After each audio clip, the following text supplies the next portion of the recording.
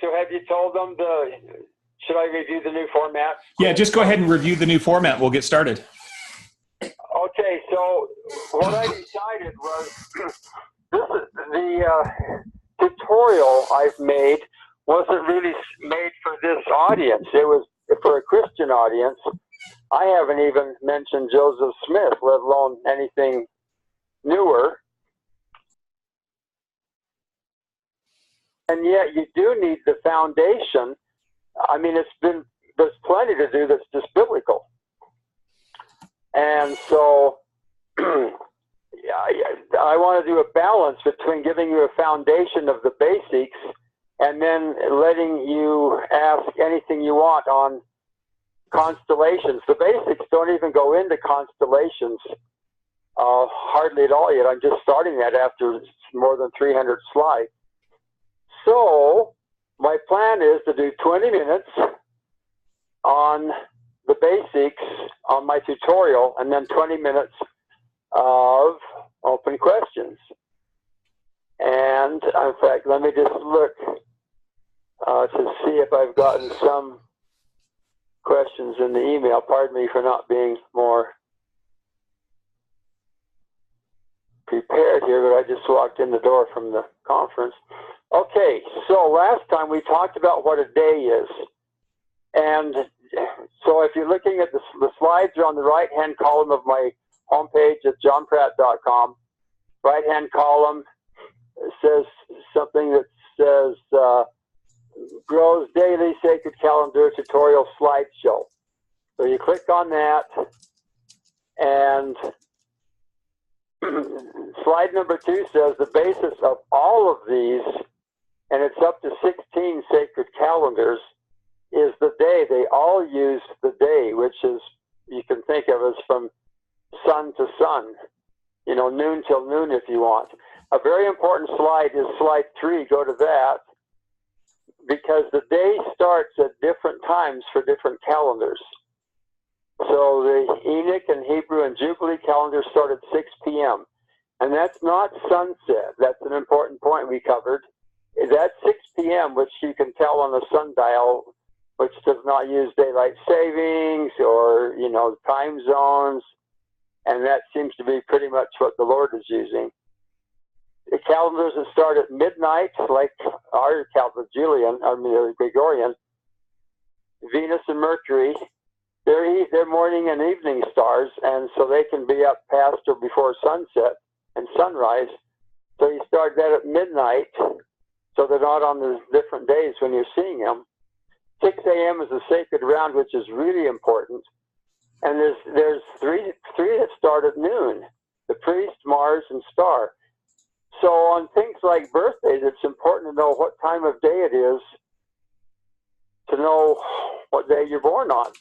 Then we talked about time zones in number 4 and how sundials work in number 5. And we got through number 6, which points out that we do 6 p.m. and not sunset. And let me just say more on this now. This is an important point. A lot of what you're going to want and important things that the Lord does, He'll do the actual, what you see in the sky things, like an eclipse, or like a conjunction with 2 planets coming together, or together at a star, a triple, or something like that. All of these sacred calendars do not do that. They're entirely separate. So if you ask me the meaning of an eclipse, I'm not into the meanings of signs in the sky. That's not my strong point. So I can't teach a lot on that. I don't know a lot on that. All of the sacred calendars use an average day. They use average sunset and sunrise, which is 6 a.m., 6 p.m. If you don't use daylight savings, it really is. It really is 6 a.m. and 6 p.m. on a sundial. And so when I talk about 2 planets in conjunction, and they'll be at the same place on the same day on, let's say, there's a Venus calendar and a Mercury calendar, but in the sky, won't necessarily be at the same place. They'll be close, but the sacred calendars all use average day lengths and average positions in the sky, not the actual. That's an important point. And it starts out with the day is not sunrise to sunset, but 6 a.m. to 6 p.m. That's what we covered last week. Now, a really important thing to cover is the week, and we'll do that right now. That is, it's important to know that the week is counting every 7 days. The last couple of years, I saw a lot of things going around saying, oh, the true week, if you go back in the Bible, the true week is, it went from a new moon and then 7 days to a first quarter moon and then 7 to a full moon, but you always started it at the new moon. That is baloney. There's no scriptural reason for that. And let me just give a quick one. Let me see, I wasn't here. Let me just look ahead at my slides and see if I've got that covered. No, apparently not. So I'll just say it.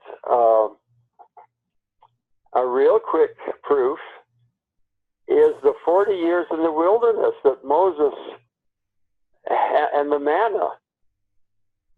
For 6 days, the manna showed up on the ground in the morning, and you collect it, and on the 7th day, there was none. There's nothing about the moon in that story. It was every 7 days. And it went on for 40 years. And it was totally miraculous because you probably know the story, but if you could gather double on the 6th day so that you could rest on the 7th. But if you gathered double any other day, it would rot. And what a marvelous way for 40 years to train the youth. This is all about training the youth. The Lord was waiting so long that all the old guys would die because the Lord didn't have a lot of hope for them anymore. But for 40 years, the youth were trained to keep every 7th day. And that's just really important. Another important thing, and I believe I'll cover that, is that it's the same now as it has been since 500 BC. And Sunday really is the first day of the week. Some people make calendars now where Saturday and Sunday are the 6th and 7th at the right-hand end, like a weekend is Saturday and Sunday. Don't do that. Sunday is a holy day. The Lord never even calls it Sunday. It's called the Lord's Day. In the book of Revelation, John calls it the Lord's Day. And in Portuguese and some languages, that's their word for it, the Lord's Day. And then Saturday was the Sabbath. So the Jewish Sabbath was the 7th day of the week. The Lord resurrected on the 1st. I'm going to slide number 8. It says, our Gregorian calendar includes the week to celebrate the resurrection of Christ in the right season and on the right weekday, which is Sunday.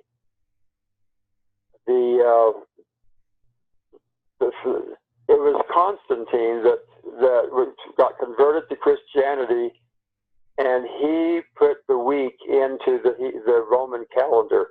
It had not been there before, and he made a point of not only having people worship on Sunday, but all the stores had to close, all businesses. He didn't require farmers to stop, but all businesses had to be closed on Sunday. This is an ancient Rome. I mean, how many cities do you know in our Christian country that do that? When I first moved to Provo, they did, but I think that ended quite a while ago. Anyway, so Christ resurrected on the 1st day of the week in the spring, and that's when we have Easter. So that's slide number 8. Slide number 9, it turns out that, I'll read it, the 7-day week is ideal to track both sun and moon. The lunar month is about 4 weeks, and the solar year is about 52 weeks. They're both within a day. The 52 weeks is 364 days. And so the year is, 1.25 days longer than that, but that's pretty close. And 4 weeks is 28, and the lunar cycle is 29.5 days. It's the phases that's important, not anything else. Going from new moon to new moon is a month. That does other units of time are good for tracking Mercury and Venus and all the planets. The week does not work for them. And so it's not just any number of days. So the calendars we'll look at first, well, the first calendar will just track the week and nothing else. So let's go on. Slide number 10. And that is sacred. Oh, I'm doing this for an audience that who knows what they believe in. So I said sacred here means tuned to the universe, something greater than human. The sacred week taps into many aspects of all that is. And I've got pictures of it for those that maybe are just on the phone and don't see them. But I mean, I've got Hindu meditating with chakras and candelabras, or the menorah for the Jews, and the planets and astrology. And anyway, there's just a lot of things that tune to the week. 7 notes are in a scale, 7 colors in the rainbow. There's 7 continents, 7 seas. A lot of things tie into 7. And 7 angels. I've got a picture of the 7 angels that serve God. So, let's see now. Are we going to actually start? I'll do a few more slides here. And we started late, but I'll go a few more minutes on the slides, and then we'll do 15 on questions this time. But and slide number 11 is important. Experiment versus intuition. The best scientists use both halves of the brain as a pair of 2 independent witnesses to discover truth. And you've probably all read something about left half versus right half of the brain and the 2 hemispheres. The left half tends to be the more masculine, the logical, linear, verbal, math, all of those. They're one at a time things. And the right half is more the female, which sees the big picture and doesn't use logic. She'll say, don't take this highway, and he'll say, why not? And she won't know, and then he'll be out here, doesn't know what to do because he needs a logical reason, and she'll just have intuition that there's been an accident on that road or something. So if both of your halves, there's much talk about being of one heart, and the right brain is sometimes related to the heart and the left brain to the mind. This one heart, one mind stuff, I believe, this is just me, it hit me one day that it must start with ourselves, our own heart and our own mind need to agree before we try to start agreeing with everybody else or with God. And so on the one level, it's your 2 halves of your brain. They're supposed to be 2 witnesses of the truth. And they see different aspects, different perspectives. If you can get them both to agree on something, you got a good chance that they might be right. It turns out we also do have a heart that is thinking. It actually has more.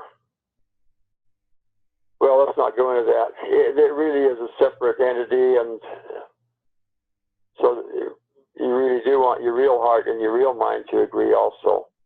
But in the work I do here, I point out that it's not all left brain science. And then slide number 12 shows several books, and the slide says both religious and secular sources are used in my work.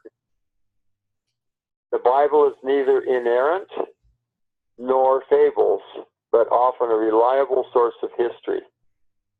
And the books that are on the shelf that I show, one is the Bible, But I also have Josephus, who is a Jewish historian of about AD 70 to 90.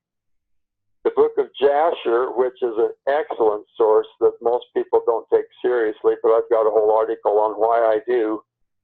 The book of Enoch, that is where the star calendar comes from, the Enoch calendar comes from, and the constellations. Just one comment on constellations is that, and by the way, this book of Enoch is not lost. It is on my bookshelf. You've been able to buy it at Deseret Book forever. It's called the Book of Enoch. It's not in our scriptures. It used to be in the Bible. It got taken out at the Council of Nicaea, AD 325. It was lost until about 1800. But now it's found and translated, but it's hard to understand. The reason it was taken out from the Bible is it talked about 4 angels on the 4 corners of the earth, and they knew by that time the earth was round, and that embarrassed them. And they had a debate over, they wanted to take out either the book of Enoch or the book of Revelation. And I don't know, because they both talked about 4 angels on 4 corners and weird things, and so did Isaiah. But anyway, Enoch got taken out. They didn't want too much weirdness, I guess. Then I've got Native American legends, George Bancroft, a regular historian, and Aratus is a Greek who described all of the constellations. And he's a good source. Okay, is that a stopping place? Okay, now here we go. Well, yeah, this is where I started. Number 13 shows people gathering manna, and it says, historically, the origin of the 7-day week dates to Moses and the story of manna falling on a weekly cycle. If you look in the Bible, I believe the ancient patriarchs probably used the week, but it does not say that. It does talk about that God created the earth in 7 days or 6, and he rested on the 7th. But as far as the word week of any of the people before Moses, I cannot find that in the Bible. And so, and these people had been in Egypt forever, and they did not have, in Egypt, they had a 10-day cycle, not like a week. So these people are coming out of Egypt, and that's why they get introduced to the week, and for 40 years they gather manna 6 days of the week. So from all I can tell, that's where it begins in our culture. Oh, there are a couple more slides, and we'll be at a stopping place. It's important to know the week, nothing has skipped in the week for 2,500 years. The Jews went into a 70-year captivity because they weren't keeping the holy years, the 7-year cycle or the 7-day cycle, right? Especially the years. And when they came back, which was about 2,500 years ago, about 538 BC, they repented, and they have kept the 7-day cycle really well since then. And then when Christians came along, they kept it. And there's been several attempts to change the week. In Russia, they wanted a 5-day, and it was illegal to keep 7. They've tried several. The French Revolution tried to do 10. And people have tenaciously kept to the 7-day cycle. So the important thing is, when we talk about the first day of the week, Jesus resurrected on a Sunday morning or the Lord's Day morning, first day of the week, it was the same then as it is now. It's never changed. And this slide shows a picture of when the Julian calendar in 1582 was changed to the Gregorian. They changed the number of the day of the year. They skipped 10 days. So instead of the 4th going to the 5th, they went to the 15th. But Thursday still went to Friday. The week has not been interfered with at all. And I think, yeah, okay, now we're going to stop there. And next time, on that, we will do the priest calendar. And the priest calendar just keeps track of weeks. It doesn't do any sun or moon or planets. It's a way to collect weeks into packets, into groups and bundles, and we will start on slide 15 next week. So let me just, if anybody there has a question, right now you can just speak up, and otherwise I'm going to look through my email, which I only got. Here's, oh no.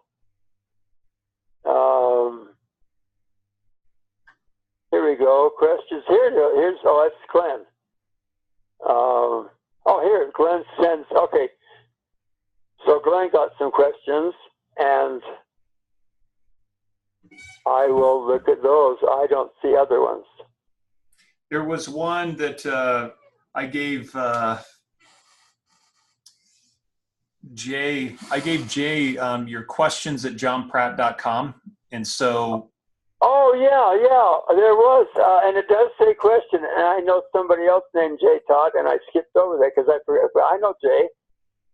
Yeah, so he asked. So let me look at his because it was right there, and that's funny. I know two different people named Jay Todd, and here it is, Jay Todd. All right, should I start? I'll start with his then.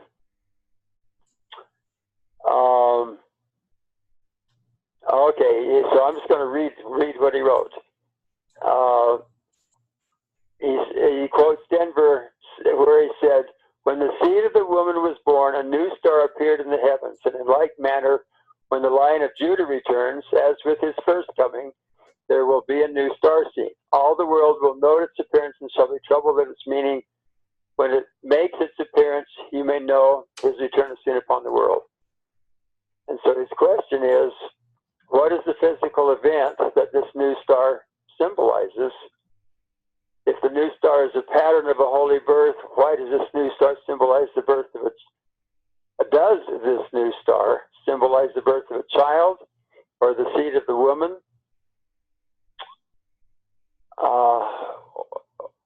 And that's the main, and he points out that is there approximate length of time for it.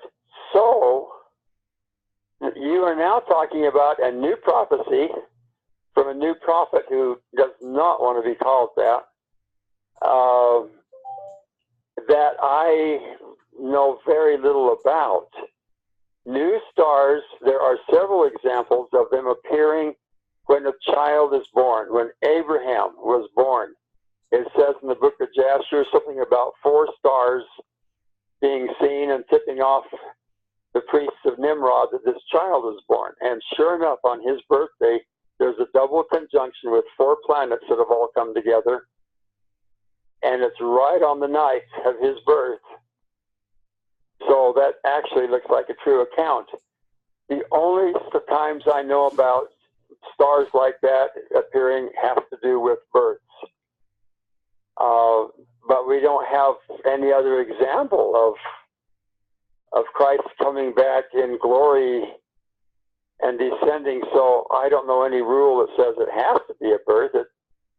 In fact, it usually says when he comes, the prophecy of Jesus Christ was a new star will appear. In the Book of Mormon, it says a star will appear when he comes. And that's easy for us to know in retrospect that it's talking about the birth. But it might have been when he comes to see the Nephites.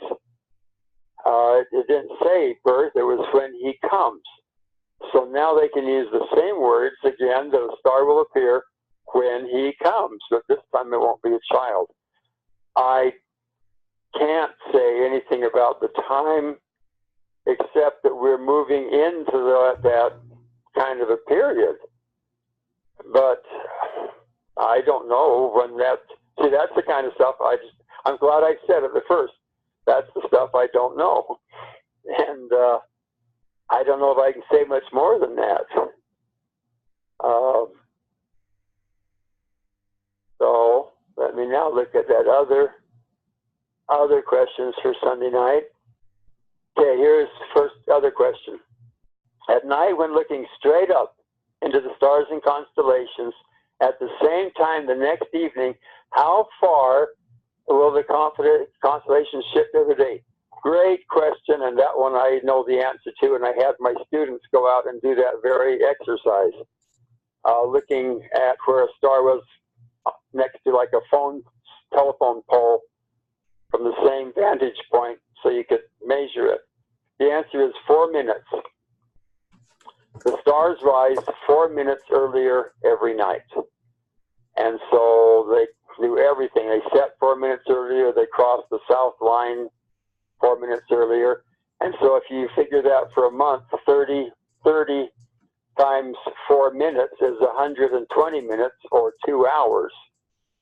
And so they rise 2 hours earlier every night, every month, I mean. And then 2 hours times 12 months is 24 hours. So it's like there's one extra day. And if you draw careful pictures, while we count 365 and a quarter days in a year, the Earth actually makes 366 and a quarter rotations on its axis. There's one extra revolution. And you have to draw pictures to convince yourself of this, but the reason for the discrepancy and the stars moving is that the Earth is also going around the sun. And so an important thing here, here's the lesson that everybody can learn from this question. There's different stars at different times of the year. In the summer, just picture an Earth going around the sun. And when you're on one side, picture when you're on the right-hand side of the sun, then nighttime is away from the sun, and you're looking over at the stars on the right. Now picture 6 months later, the Earth has gone around and it's on the left side of the sun. And now where is nighttime? It's not on the right side anymore. That's where the sun is. That's daytime.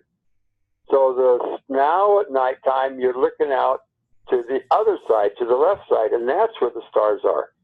Hence, the winter stars are totally different than the summer. And if you say, how much does it change every night? The answer is 4 minutes. Now, is that clear? Oh, we're almost getting time to stop. So hopefully that's clear. Let's see if I can do one more question, and we might be done for the day, because I really said I'd stop at 8:45, and I'll try to really follow that. Oh, another good question. Question 2 is like it, but for the moon. Aha! The moon, as Denver and everybody says, is this woman that just jumps all over the place. So you look at the moon rise one night and see if you can guess where it will rise the very next night. You look at the sun one morning and it'll rise really close to the same place the next morning. The moon will have traveled a long way and it'll rise at a whole new place. So the answer is, in one day, the moon moves 13 degrees. Oh, you got to know what a degree is, but 13 degrees through the sky. And the sun moves 1 degree through the sky. So the moon is only 12 degrees farther away from the sun every day. But if you're looking at where the moon is against the sky, it moves 13 degrees. Now here's what a degree is. The width of the moon, the diameter, is half a degree. And at a degree is draw a line from one side of the moon down to your eye, and then we'll go from your eye up to the other side of the moon. That'll be a little skinny, really thin little angle. And that little skinny angle is half a degree. And when we talk about stars, you use degrees just like they're a ruler. You don't think of it like that long, skinny angle. You picture you have a ruler out there in the sky, and the width of the moon is a half a degree, or the sun. They're the same, and that's why eclipses are so fun. And if you look at the Big Dipper, the distance between the two pointer stars, if you already know that, which a lot of you will, is 5 degrees.